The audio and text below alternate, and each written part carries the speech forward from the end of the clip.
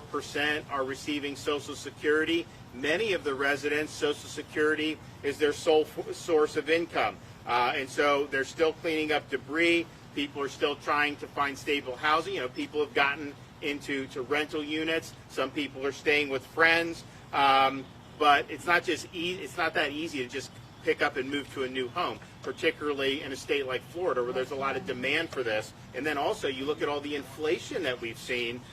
Stuff's a lot more expensive than it was just a year or two ago. So we understand the challenges that folks are facing. As soon as the tornadoes hit, Florida Department of Emergency Management had deployed disaster staff, recovery staff into the impacted counties.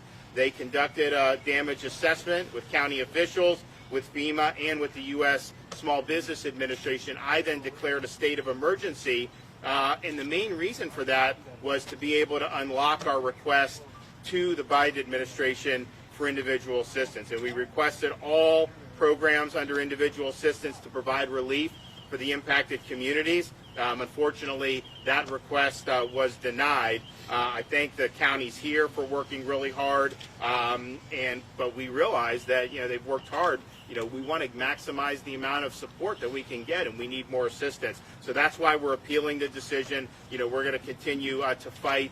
And look, these things should be above politics when people have needs like this. And if you look at since Biden's been president, it seems like whatever they can do to thumb their nose at Florida, they try to do it. I mean, they cut our monoclonal antibody funding. It's true.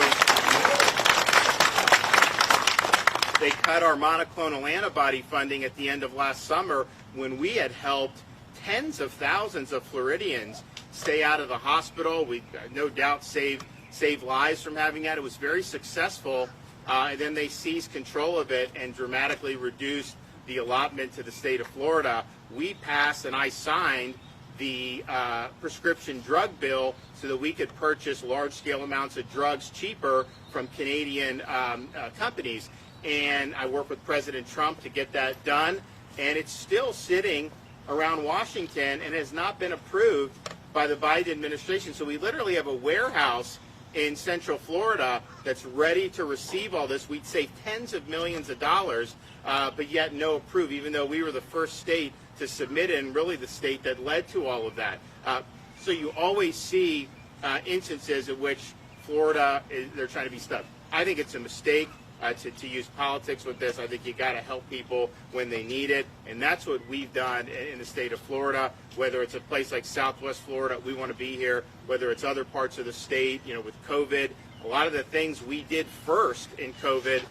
We did a lot in Broward County with testing and vaccination sites, all these different things, and we were happy to do that, and we're going to continue to work. So we want to be able to get relief to the people that need the relief. I have Kevin Guthrie here. Going to continue to work through that. We are going to ask for relief for these folks, and hopefully we'll be able to get it, because that's what these programs are for.